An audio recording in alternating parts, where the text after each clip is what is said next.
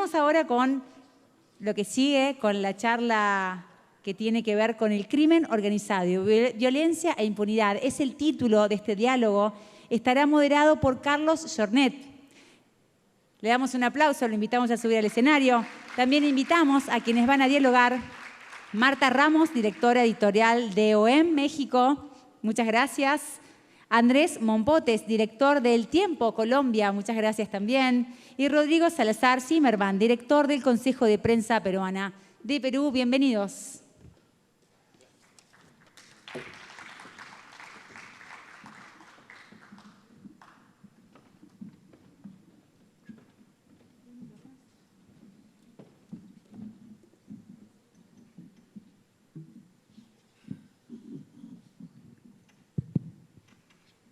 Bueno, buenas tardes a todos. Este es el panel que nos gustaría eliminar definitivamente de los programas de las asambleas, pero que lamentablemente no solo que sigue siendo necesario, sino que en muchos casos pasa a ser el tema central de estos debates. Para hablar un poco de los temas de violencia, de impunidad, de los ataques que están sufriendo los periodistas, podríamos elegir varios países de la región, pero hemos tomado estos tres ejemplos. Por un lado, México y Colombia, donde se han producido asesinatos, lamentablemente, en este periodo. Hay otras cuestiones, obviamente, para hablar. Y en el caso de Perú, donde hay una serie de acosos judiciales, de demandas, de querellas, y también de una actitud hostil de parte de legisladores y del propio funcionarios del Poder Ejecutivo, que vamos a conversar también. Comenzaríamos entonces, Marta, no solo porque eres mujer, sino porque lamentablemente México sigue siendo el país con mayor violencia contra la profesión desde hace mucho tiempo. Se ha cerrado, se acaba de cerrar el sexenio de Andrés Manuel López Obrador, que más allá de que haya dicho que en su periodo no hubo asesinatos de periodistas, los conteos más serios hablan de 46 periodistas caídos en esos 6 años. Cuéntanos un poco, por un lado, de lo que ha pasado en estos últimos 6 meses y luego podemos hablar del sexenio en sí. Podemos empezar con lo que pasó hoy. Sí, lamentablemente hoy tenemos… Hoy efectivamente, la violencia que involucra al crimen organizado en el país se ha ido extendiendo en las últimas semanas, de hecho. Y anoche hubo una balacera contra el periódico Debate en Culiacán, Sinaloa, que nos tiene verdaderamente preocupados porque… Más allá de que suponemos que posiblemente haya sido una especie de mensaje, y fue contra una fachada, ¿no? Pues habla ya de otro nivel de violencia que, derivado de lo que tú platicas de los últimos 6 años y los últimos 6 meses, lo que vemos con mayor preocupación es que se van extendiendo estas zonas silenciadas. Es decir, reportear ya no hay garantía para poder reportear libremente. Entonces, pues se dejan de cubrir eventos, se dejan de cubrir episodios, se reportea desde casa. Andrea Miranda, directora del Debate, dice que la gente está trabajando desde la redacción. Entonces, no es solo ya Sinaloa, no es Sonora, es Nuevo León, es Tamaulipas, es Michoacán, es Guerrero, es Veracruz, es Chiapas. Y es preocupante porque… las partes más vulnerables normalmente son estas pequeñas poblaciones que tienen más necesidad de estar informados de qué está pasando dentro de sus poblaciones. En las grandes ciudades al final del día tiene cierta protección por el tamaño de la ciudad y por el tamaño de los medios en esa ciudad, claro, como la ciudad capital. Es más difícil silenciar con el ataque a un medio porque son muchos los que pueden seguir informando. Efectivamente, y la impunidad sigue siendo altísima, del más del 97% en las investigaciones de asesinatos contra periodistas, lo cual abarata atacar a un periodista. Pero creo que el gran riesgo ahorita es que se están extendiendo estas zonas donde reportear lo que está pasando ya es un peligro que depende solamente de ti y tu buen juicio. No sientes protección del Estado, no hay garantía para el ejercicio pleno de tu trabajo. ya lo habíamos documentado en otros informes en la CIP, ya no es nada más el crimen organizado, sino autoridades municipales o instituciones municipales que, disfrazando los ataques como crimen organizado, van contra periodistas también. Te lo puedo asegurar, no porque las investigaciones no llegan a ningún lado. Tenemos algunos datos, tenemos información suficiente para poderlo suponer con toda claridad, pero no hay ninguna investigación que haya llegado al 100%. Ahora, el gobierno suele también defenderse diciendo que hay un fenómeno de violencia urbana y que el periodista es uno más de los tantos atacados.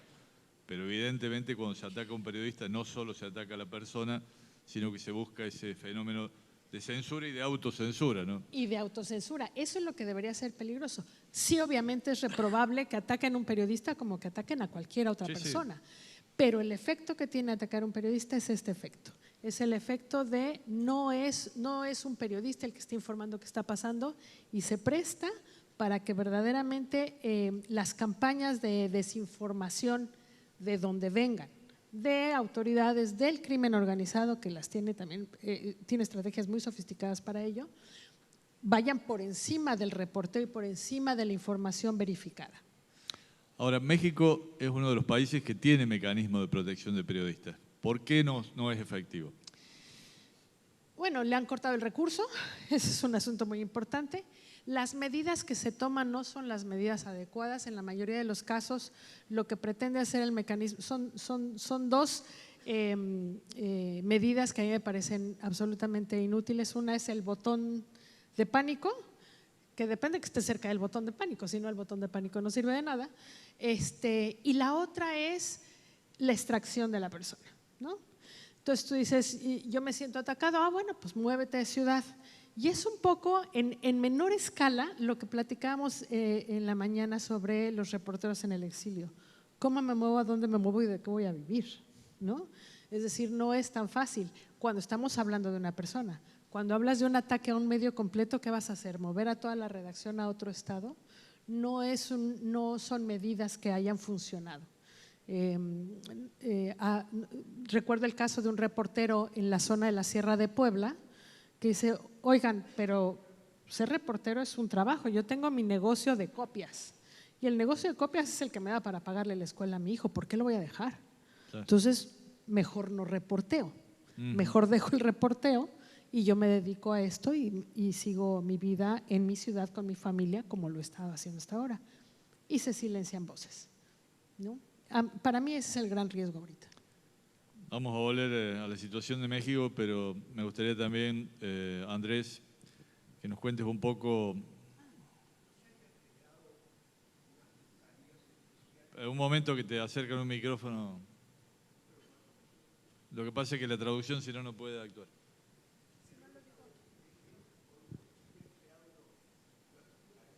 Pregunta si se habían, para efectos de la traducción, si se habían creado unas fiscalías especiales para la protección de personas protectoras de derechos, defensoras de derechos humanos y periodistas. Sí, existe en el papel, pero o no hay recursos en los estados, o no los han designado, o simplemente no operan. Entonces, en el papel todo está, todos estamos perfectos en el papel. Sin recurso ha sido muy difícil poder llevar eso a cabo. Y hay otro elemento, me parece, Marta, que México, como país federal que es, suele no haber una buena coordinación entre el Estado federal y los estaduales, digamos, ¿no? Entonces, exacto. Pero continuemos entonces, Andrés, con la situación que está pasando en Colombia, país que ha tenido periodos de mucha violencia, luego decreció, pero ahora empieza a haber nuevamente fenómenos preocupantes y en este periodo concretamente un asesinato.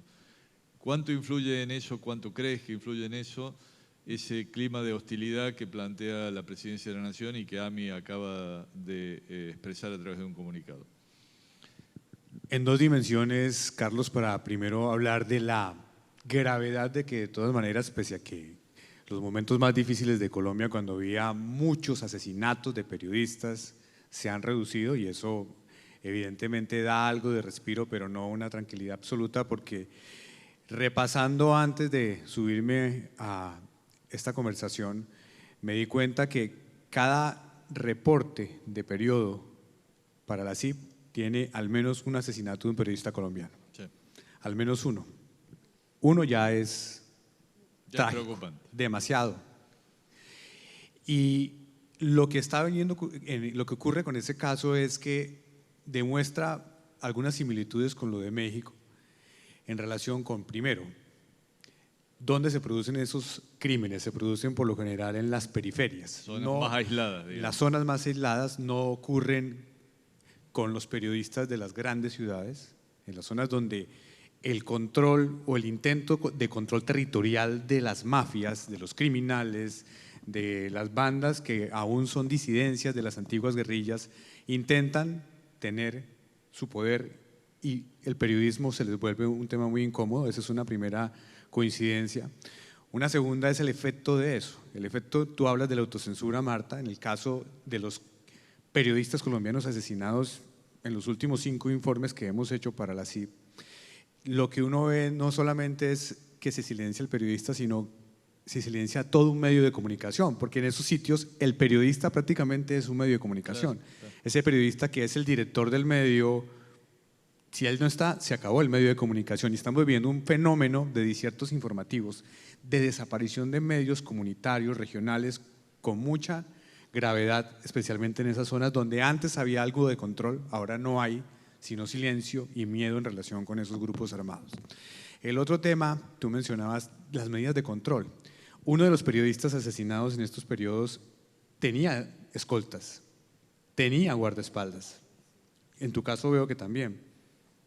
Algo está fallando ahí y algo no está funcionando, porque el escolta de este periodista al que me refiero no estaba el día que fueron los asesinos al sitio donde él también tenía un negocio que le hacía compensación a sus ingresos económicos. Sí, sí, se suele hablar muchas veces de complicidad entre las bandas, las fuerzas policiales y la dirigencia política. Totalmente. Y lo otro es creer que siempre está detrás el criminal mafioso per se, el narcotraficante, pero probablemente lo que hay detrás, y en muchos casos hay sospechas, son políticos que utilizan esa confusión de actores armados para aprovecharse en contra de quien realmente está haciendo unas denuncias de corrupción. Hay una connivencia de esos actores en función de silenciar la prensa.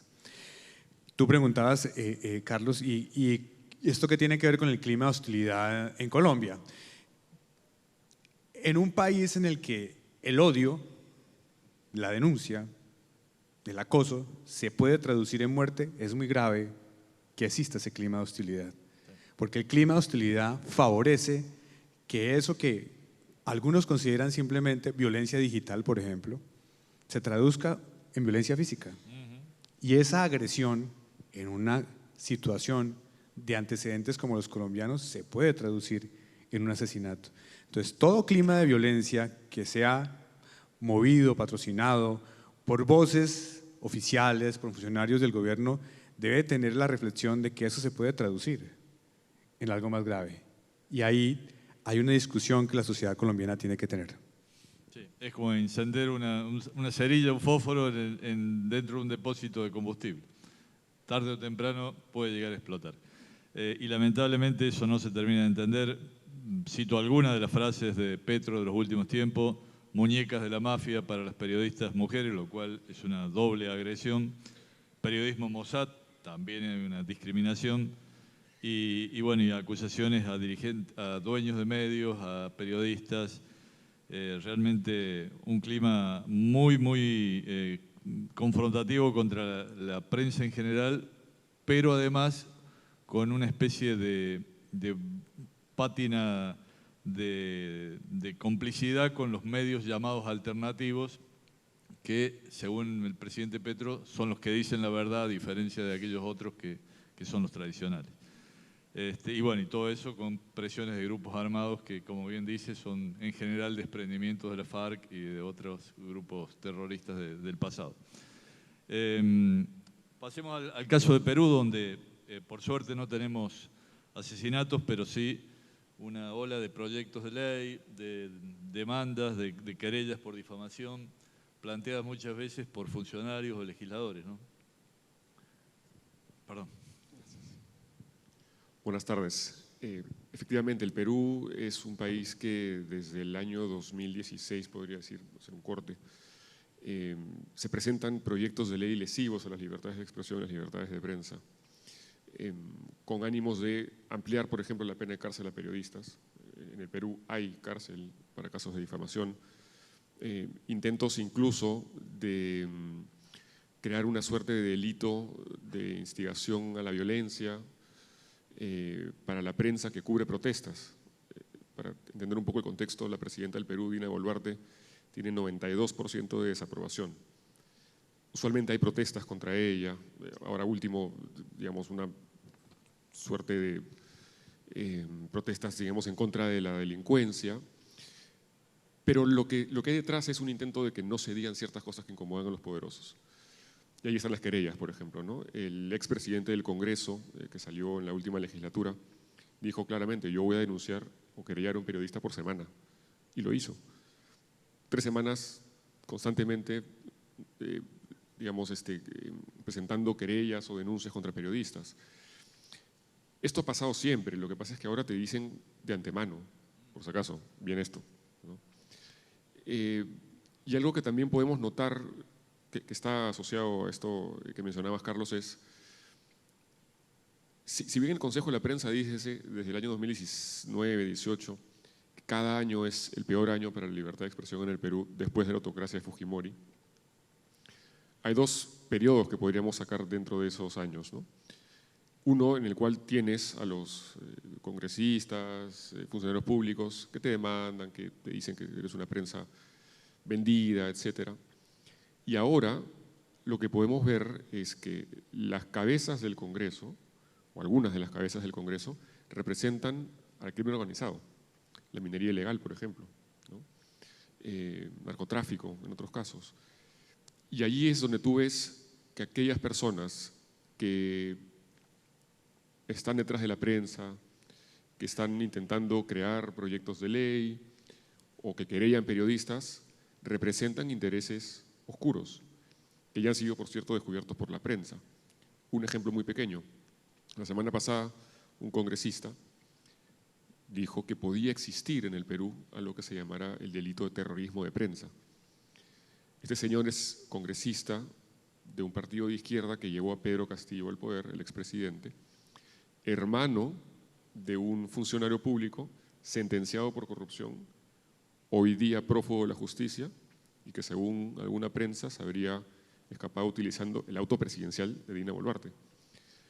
Hay todo un intríngulis, ¿no?, de la delincuencia en el Perú, y los efectos los estamos viendo también en la prensa. Una preocupación que tenemos en el Consejo, si bien no tenemos esta desgracia que sufre México con atentados violentos, asesinatos, es que con el crecimiento tan importante que tiene la inseguridad en el Perú, nos preocupa que esto pueda suceder. Las bandas se han vuelto cada vez más violentas, bandas integradas por mafias venezolanas, algunas mafias colombianas, mezcladas con mafias peruanas, que impulsan la extorsión, ¿no? En el Perú la extorsión en los últimos 2 años ha crecido 4 veces, según estadísticas de la policía. Y ya hay investigaciones periodísticas y unidades de investigación periodística abocadas a estos casos de extorsión, las bandas que están detrás de la minería ilegal y demás. ¿Pasará algún día que por investigar estas bandas corra por ahí una bala? Cuando estuve en Perú, por allá por mayo, hablábamos contigo y con otros colegas de lo curioso que era que prácticamente todos los sectores del Congreso tenían una actitud confrontativa con la prensa. Era como que se iban rotando a ver quién presentaba el proyecto más confrontativo con el periodismo. Y yo preguntaba, ¿no hay nadie que salga, que levante la voz para defender? Ustedes me decían, lo digo en términos argentinos, todo el mundo tiene un muerto en el placar, ¿no? Es decir, nadie se atreve a salir a defender a la prensa porque en realidad la prensa para todos es un problema, un peligro, una amenaza de que investiguen y que denuncien hechos no santos de parte de ellos, ¿no? Sí, en el Perú no existe una defensa al trabajo periodístico desde el Estado, ¿no? Entonces tienes el Congreso que está constantemente buscando la manera de amedrentar o de perjudicar el trabajo periodístico a través de proyectos de ley, como decía. El Poder Ejecutivo, a través de la Presidenta, de su Ministro de Seguridad Interna, a través de su Primer Ministro, constantemente, ¿no?, criticando a la prensa, terrorismo de prensa, terrorismo de imagen. Ya el vocero de la Presidenta ha dicho en un momento que cubrir manifestaciones o algún tipo de ataque a la Presidenta es un delito de violencia, ¿no?, como si los periodistas, pues, por cubrir algo fuéramos culpables de que la ataquen, ¿no? Luego el Poder Judicial es muy lento. Mencionaban hace un rato que el año pasado se llegó a la justicia finalmente, después de 35 años de que haya sido asesinado el periodista Hugo Bustíos. El asesino, por cierto, era ministro de Seguridad Interna del Perú, postuló a la presidencia de la República, postuló a la alcaldía de Lima. Entonces, el poder criminal está muy asociado a la persecución de la prensa. La Defensoría del Pueblo tampoco es ninguna defensa para nosotros, como debiera serlo. Y la Fiscalía de la Nación recientemente le ha levantado el secreto de las comunicaciones a una periodista, Pablo Ugaz. Es una fiscalía que ha allanado casas de periodistas. Entonces, tú ves el Estado peruano, no hay absolutamente nadie que nos pueda defender, salvo organizaciones como Aliados Nuestros, nosotros, pero ahí queda la cosa. Lo que sí es que hemos podido ser felizmente exitosos hasta ahora en frenar estos proyectos de ley. Hasta ahora creo que ninguno ha sido aprobado, no canto victoria, pero sí, de alguna manera, cuando las organizaciones periodísticas nos aliamos, sí logramos cierto impacto, por lo menos ahora. Aunque luego se reciclan y se vuelven a presentar los mismos proyectos por el mismo autor o por otro. Sí, cada año sale un nuevo proyecto de ley que busca ampliar la pena de cárcel por difamación, ¿no? Marta, como decíamos recién, terminó el periodo de Andrés Manuel López Obrador, Sí. Llegó Sheinbaum. ¿Qué va a pasar? ¿Cómo crees que va a ser la relación de la nueva presidenta con la prensa? Sabemos, por ejemplo, que aquella práctica que por momentos sonó simpática o al menos empática de Andrés Manuel López Obrador, de las conferencias de prensa mañaneras, terminó siendo un arma que utilizaba prácticamente a diario para atacar a periodistas, para denigrarlos, para acusarlos sin pruebas. Y ahora Sheinbaum sigue con las mañaneras. Sí, para acusarlos sin pruebas y para dar a conocer incluso datos personales, Exacto. celulares, direcciones, ingresos, en fin. Las mañaneras sigue esta sección muy sospechosa de… ¿Quiénes quieren las mentiras? Exactamente, pero tienen otro carácter. La presidenta tiene 20 días, habrá que darle el beneficio de la duda. A los ataques que vimos hoy en debate, ella reaccionó mucho más empática que lo que hubiera reaccionado su antecesor, entonces eso da idea, todavía no hay, pues no tenemos claro todavía. Pareciera ser el mismo modelo el que hereda, pero ella es otra persona. Habrá que ver qué tan en serio se toma lo que sucedió en Sinaloa anoche y de ahí podremos ir viendo. Pero hasta ahorita, cuando menos la cáscara es similar. ¿Y el carácter parece ser distinto. ¿Este incremento de las agresiones que notas en los últimos tiempos lo vinculas con la transición de poder? ¿Como que le estén marcando la cancha a la nueva presidenta? Es que coincide con otros eventos que tienen, específicamente en Sinaloa, que tienen mucho más que ver con la propia lucha contra el crimen organizado, la detención de líderes de cárteles, los juicios que se están siguiendo en Estados Unidos, el pleito de ellos por sus territorios y por su zona de influencia, que en cascada va pegando en otros territorios. Yo creo que por ahí va. La llegada de la nueva presidenta, la verdad es que fue inexplicablemente tersa, creo yo, porque fue prácticamente un seguimiento tal cual como lo preparó el expresidente López Obrador. Así fue, además trae la mayoría de los congresos estatales, la mayoría en el Congreso, en el Senado no me acuerdo bien, la mayoría en las gubernaturas. Entonces prácticamente ella no llegó con ninguna oposición, sí llegó con un ambiente de seguridad muy descompuesto que va a tener que afrontar en varios estados y específicamente se ha ido descomponiendo muy rápido en Sinaloa. Ayer coincidía con la liberación de uno de los hijos del Chapo y de repente tuvimos una escalada de violencia en su tierra. No sé si tiene que ver o no, pero pareciera todo más apegado a eso, ¿no? Antes de que pasemos a las preguntas, me gustaría pedirles alguna reflexión sobre, repasando el pasado reciente, qué cosas creen que se han hecho bien. Y te pregunto, por ejemplo, esto del pronunciamiento de AMI, ¿cuál es el impacto que crees que ha tenido? ¿Y qué cosas deberían haber hecho de otro modo desde el periodismo para contener la violencia verbal y luego la violencia física? Si es que hay algo para arrepentirse o para corregir. Creo que tenemos que hacer muchas reflexiones, Carlos, porque cuando vemos no solamente todo el clima que hemos discutido en las secciones sobre el tema de la credibilidad afectada y la poca conciencia de la sociedad para defender la credibilidad de los periodistas y de los periódicos, allí ya hay una señal de alarma. Pero la hay más cuando asesinan a un periodista y la sociedad no sale a defenderlo. Cuando matan a un comunicador y la gente que sabe el papel que cumple ese comunicador no sale a protestar por ese asesinato. Y ahí yo creo que están pasando cosas que son muy preocupantes. Si uno mira hacia atrás, en el caso colombiano, cuando había asesinatos de periodistas, había movilizaciones de la sociedad en contra de esos asesinatos. Hoy matan periodistas en México y no pasa nada. Hoy matan periodistas en Colombia y no pasa nada. Ahí hay una alerta que es grave, que tenemos que reflexionar sobre ella. Probablemente nos toque a nosotros, probablemente, a los mismos medios intentar que haya esa movilidad, pero no debería ser así. Debería ser un movimiento espontáneo que surja de lo que son las bases de la democracia. Ese es un ejercicio que tenemos que discutir entre todos, discutir con la sociedad, porque no puede ser que cuando ocurra eso no existan esas manifestaciones de rechazo, de respaldo, de lo que sea, pero que haya un gesto de la comunidad en relación con ese crimen de ese periodista.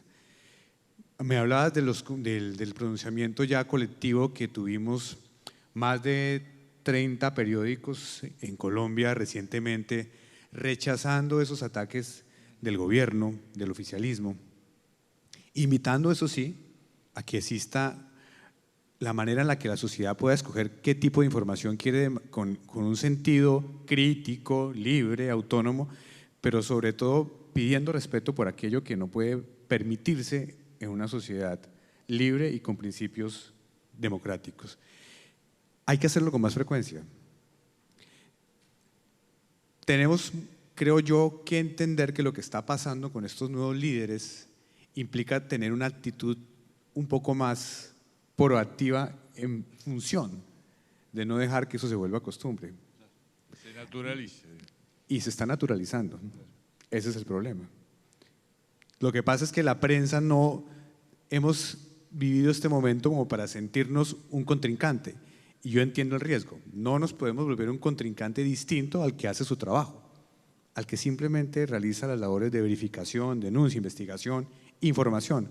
No somos un enemigo per se de ningún gobierno ni de ningún dirigente, pero estamos siendo atacados. Y eso implica también entender que ese contexto no va a cambiar. Vamos a permitir entonces que esa destrucción de la credibilidad y esa cruzada que existe intencional en todos nuestros países avance sin que tengamos una discusión sobre cómo, dentro de nuestros parámetros, defendernos, cómo llevarle a la sociedad ese mensaje de que sin una prensa libre no hay posibilidad de democracia. Sí, ese debate se da en todos los países, obviamente, el temor a bajar al barro y meterse en la lucha cuando por ahí conviene dejar pasar un tiempo, pero corre el riesgo esto de que se naturalice, ¿no? Y cuando los invitaba a hacer este ejercicio de autocrítica y también de reflexión sobre las cosas positivas, no es para que nos autoflagelemos aquí en el escenario, sino para que sirva también de modelo o de ejemplo para otros países que están pasando por situaciones parecidas o que tienen las primeras señales de alarma, ¿no? Sí, a ver, es muy complicado hablar respecto de cómo generar la imagen positiva, ¿no? Según el Latinobarómetro, el Perú es uno de los países con menor credibilidad en la prensa, cerca del 29%, que es consistente con encuestas que hemos realizado nosotros en el Perú. Pero pasó algo muy bonito la semana pasada dentro de toda la desgracia que vivimos en el Perú todos los días. Hubo un paro de transportistas cansados de las matanzas que había contra transportistas, que no pagaban un cupo a las mafias, entonces los mataban. Entonces se formó este paro, se unieron algunos comerciantes, se unieron algunos empresarios de la pequeña empresa y en la calle comenzaron a hablar, ¿no? Estas personas, la calle protestando. Y estaba la prensa, ¿no? Había ahí periodistas de radio, periodistas de televisión, medios impresos, pero medios online. Y los protestantes, los manifestantes decían gracias a la prensa por estar aquí. Yo hace tiempo no escucho que digan gracias a la prensa, más que insultos o críticas, ¿no? Entonces yo decía, agradecen a la prensa, ¿por qué? Porque la prensa estaba allí en lo que realmente le toca a la gente hoy en día, ¿no? A lo que le duele, le molesta y lo que le hace la vida imposible, que es la delincuencia, ¿no? Que te matan por un celular, te matan por 5 soles, te matan por 5 soles en el Perú. Entonces cuando la prensa va y cubre lo que realmente la gente necesita, que es seguridad interna, se crea esta dualidad, ¿no? Se crea esta relación importante entre la prensa está transmitiendo lo que a mí me importa, ¿cierto? Creo que hay una oportunidad para poder acercarnos un poco más al público. Con toda esta discusión política de 5 presidentes o 6 en 5 años, una fiscalía que es un desastre, un Congreso que es peor, se generan bandos, inevitablemente, la polarización, pero la inseguridad nos toca a todos. Creo que ahí sí hay una oportunidad de acercarnos al usuario. Conectarnos, ¿no?, más con las audiencias. Sí. Marta, lo mismo para ti. ¿De lo bueno o lo malo? de lo bueno y lo malo. Sé que es difícil cuando es un gobernante… Siempre me tocan estas preguntas. Pero regresaría a lo mismo que contestábamos en el foro anterior, es la confianza en la gente. Lo que dice Rodrigo es absolutamente cierto. Nos hemos alejado de la gente, hemos ido por caminos distintos, la irrupción de las redes sociales sin saber cómo alinearnos nosotros en esa conversación con la gente, sí nos ha alejado un poco. Yo recuerdo en un foro que las madres buscadoras, al contrario, nos reclamaban, ¿por qué nos abandonan? Si el Estado no nos ayuda a buscar a nuestros familiares, ¿por qué ustedes no dan cuenta en cada cosa que hacemos y nada más de repente por ahí hay una nota y no nos siguen en el camino? Entonces yo creo que eso es parte del compromiso que tenemos que hacer. Creo que cuando uno está cerca de la gente está más protegido que cuando pretende que el Estado lo proteja a uno en ese ejercicio diario. Entonces, volver a la calle.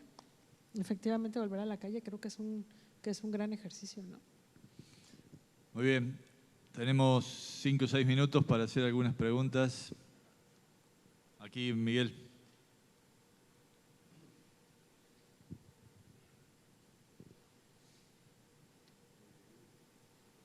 Gracias. Buenas tardes. Miguel Franjul, Listín Diario, República Dominicana. Una pregunta que va para los tres. Independientemente del efecto directo, inhibitorio que tienen los crímenes, que se manifiestan también en desiertos informativos en algunas localidades, por otro lado en cierre de medios de comunicación, ¿qué otras secuelas de este clima de violencia generalizado se están manifestando y que ponen en peligro la sostenibilidad y la integridad de la prensa como tal, de las marcas? Es decir, en medio de tantas turbulencias, la prensa sobrevive y la prensa está cumpliendo con su trabajo. Eso significa que hay intrínsecamente una fortaleza que se mantiene y que puede ser promisoria. Entonces me interesaría saber si en este marco, ¿qué han sentido los medios de Colombia, de México y del Perú que mellan las bases de su sostenimiento en esos países? Yo diría 2 cosas rápido. Una, en el propio modelo de negocio, en regiones donde la violencia, donde el crimen organizado está verdaderamente muy metido, no hay forma ni de vender periódico ni de vender publicidad, porque los propios negocios temen que si se anuncian en un periódico les vayan a cobrar derecho de piso, les vayan a cobrar dinero. Entonces prácticamente se vuelve un espacio donde un periódico no tiene cómo hacerse de ingresos. Funciona cuando son digamos como la OEM, parte de una cadena y entonces respaldas de un lado u otro, pero la verdad es que el modelo de negocio se vuelve muy complicado. Y la otra, no sé si les pasa en sus países, pero cada vez menos jóvenes quieren ser periodistas. En el caso colombiano yo diría que como hay las dos dimensiones de ese fenómeno en las zonas rurales, en las zonas más alejadas, que son distintas a las de las zonas urbanas, uno puede ver un efecto que no solamente es el del desierto informativo, la desaparición de los medios, sino también el de la aparición de una desinformación generalizada en esas zonas por cuenta de lo que genera el miedo a morir. Hemos documentado casos, y así está en el reporte, de periodistas que han sido llamados, citados por narcotraficantes, por grupos disidentes de la guerrilla, a obligarlos a difundir una información específica. El que no lo hace tiene que convertirse en periodista o del exilio o de esta vida. Hay un caso citado en el informe de un periodista secuestrado durante 24 horas por eso. Ese es uno de los casos, secuestrado para obligarlo a difundir una información específica.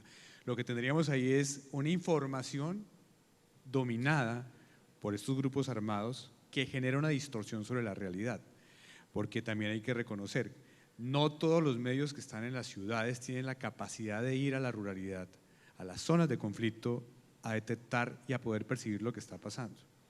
Lo que estaríamos recibiendo en este caso, no sé en cuántos sitios, sería una distorsión de lo que realmente ocurre ahí. Tendríamos una realidad ficticia por cuenta de esas amenazas. Ese es un primer efecto que, adicional a lo que implica perder esa posibilidad de un periodismo libre en esas zonas. Sí, una de las vertientes que también afecta el periodismo, por lo menos en el Perú, que está basado en el tema de sostenibilidad, ¿no? Es que la gran empresa privada, si es que tu comunicación, tu periódico, tu medio digital no está muy alineada, y digo muy alineada con sus intereses, no hay publicidad. El periodismo bueno es caro, ¿no? Y no poder entrar a vender a un lugar determinado o no recibir publicidad en absoluto dificulta mucho poder digamos, tener pues un sustento importante a lo largo del tiempo. Veía hoy día en la edición de hoy o de ayer de La Voz un aviso de una empresa privada respecto a la libertad de prensa y de información. En el Perú eso es imposible, eso nunca pasaría, ¿no? Y creo que el empresariado peruano, la gran empresa peruana, está dejando de lado o no reconociendo la importancia de los medios, y tarde o temprano les va a pasar factura, porque las libertades económicas están estrechamente ligadas a las libertades de expresión y de prensa. Si ya nos atacan a nosotros, ¿no?, desde el lado del Estado, ¿por qué no más adelante a ellos? Y nos buscarán a los periodistas eventualmente cuando pase eso. Entonces tiene que haber un trabajo, creo, yo no digo de amigos, pero sí de colaboración, por lo menos en sostener lo poco que queda en el Perú de asuntos institucionales, que ya la verdad es que está bastante debilitado. Tenemos una pregunta más acá y la última ya para no excedernos demasiado en el tiempo. ¿Qué tal? Buenas tardes, Leo González de Michoacán, México. Michoacán es uno de los estados, digamos, con más violentos del país. Hacer periodismo, más que pregunta, es un tema de reflexión. Hacer periodismo de seguridad ha sido muy complejo y muy complicado incluso. Coincidía con el compañero de Nicaragua, que está en el exilio, que las fuentes han dejado, ya nadie quiere hablar, digamos, de temas de seguridad. Estamos ya apostando por fuentes anónimas y cada vez considero el tema del periodismo va en decadencia en ese aspecto. Pero hacerlo bien implica un tema de seguridad bastante fuerte, porque el crimen organizado sí acosa, el crimen organizado sí amenaza y el crimen organizado sí mata. Y lo hace porque evidentemente en México hay un 98% de impunidad en los delitos. Pero si le pasa un delito a un periodista, aumenta al 99%. Entonces, tristemente, es muchísimo más complejo hacer periodismo, e insisto, en zonas de conflicto. Por ejemplo, en Michoacán hoy tenemos extorsiones a limoneros. Ningún productor de limón va a aceptar las extorsiones públicamente. Entonces, insisto, hacer periodismo en zonas de riesgo es muy complicado. Ahora, si eres amenazado, los protocolos de protección a periodistas te mandan escoltas. ¿Cómo vas a ir a hacer periodismo con escoltas a un lugar en donde el crimen organizado prácticamente impone su ley? Es imposible. Entonces, sí, tristemente, y coincido plenamente con Marta, ya nadie quiere ser periodista, y menos con todo lo que implica hacer periodismo, y periodismo de calidad también. O sea, ¿qué tipo de periodismo en estos momentos estamos haciendo? Pues yo digo, prácticamente estamos al menos en muchos periodistas que estamos en Michoacán, ya no estamos haciéndolo con una calidad que la gente debe de tener en sus manos al leer un artículo. Entonces, pues más que eso, es un tema de reflexión, porque es la realidad que vivimos diariamente en nuestro país. Muchas gracias por tus palabras, tu reflexión. Ahora sí, Gustavo, ¿te han acercado el micrófono? Ahí te lo acerca.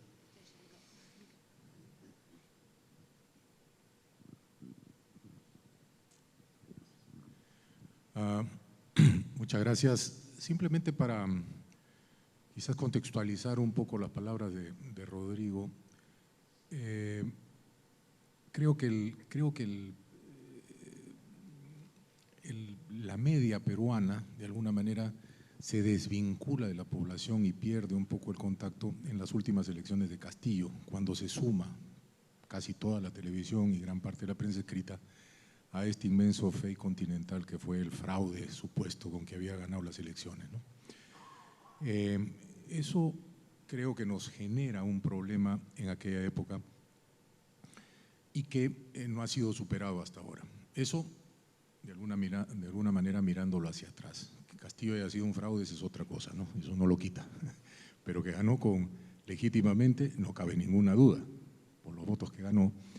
Y que además todas las acusaciones de comunismo y estas cosas que acompañaban el pánico, de alguna manera, y que eran alentadas por grandes sectores de la prensa, pues resultaron ser falsas a tal extremo que hoy día, ¿no es cierto?, la coalición que gobierna desde el Congreso con el gobierno, que es casi una unidad, está constituida por un prófugo, por el prófugo que llevó al gobierno a Castillo, ¿no?, en su partido.